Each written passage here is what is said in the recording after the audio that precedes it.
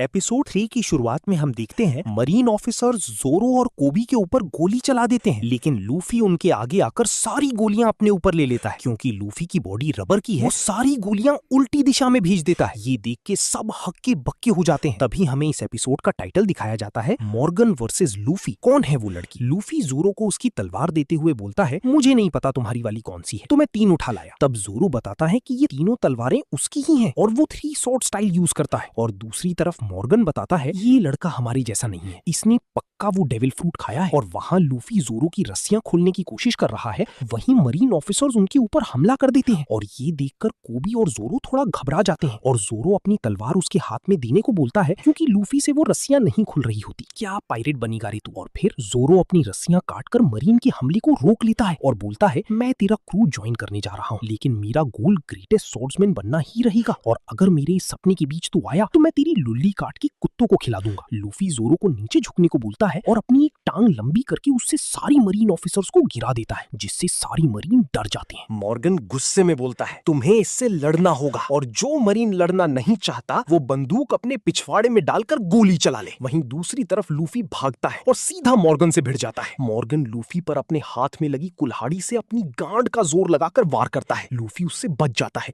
पर जमीन फट जाती है। लूफी मॉर्गन को अच्छे से धोता है, लेकिन मॉर्गन का बच्चा कोबी के सिर पर बंदूक तान देता है और उसे रुकने को बोलता है। लूफी हेलम्पो के ऊपर हमला करने जाता है, लेकिन उसके पीछे मॉर्गन उस पर हमला कर देता है। पर हम देखते हैं लूफी ने हेलम्पो को तगड़ा वाला मुक्का मारा है, क्योंकि जोरो ने पहले ही मॉर्गन का काम तमाम कर दिया। लूफी जोरो को थैंक्स बोलता है और जोरो कहता है, ये तो मेरा फर्ज था कैप्टन। मॉर्गन हार चुका है और ये देखकर सारे मरीन ऑफिसर्स खुशी से झूम पड़ते हैं, लेकिन जोरो अचानक से नीचे गिर जाता है और बोलता है, कोई कुछ खाने को दो रे। अगली सीन में हमें वही लड़की दिखती है जो मॉर्गन के कमरे में कुछ ढूंढ रही होती है और उसकी नजर एक तिजोरी पर जाती है। उसके अंदर एक मैप होता है जिसमें एक पायरेट स्कल बना होता है, और वो लड़की जिसका नाम नामी होता है बड़ी गुस्से में बोलती है, तो ये बगी द इमॉर्टल का ही काम है। दूसरी तरफ हमें जोरो और लूफी रीका के रेस्टोरेंट में खाना खा रहे हैं। जोरो 3 हफ्तों से वहां भूखा बंधा था, लेकिन फिर लूफी उससे ज्यादा खाना ठूस रहा होता है। जोरो पूछता है, मेरे अलावा तुम्हारे क्रू में कितने लोग हैं? लूफी, एक भी नहीं। जोरो, तुम्हारे पास कम से कम एक शिप तो जरूर होगी। लूफी कहता है, हाँ है ना, वो रही। जोरो,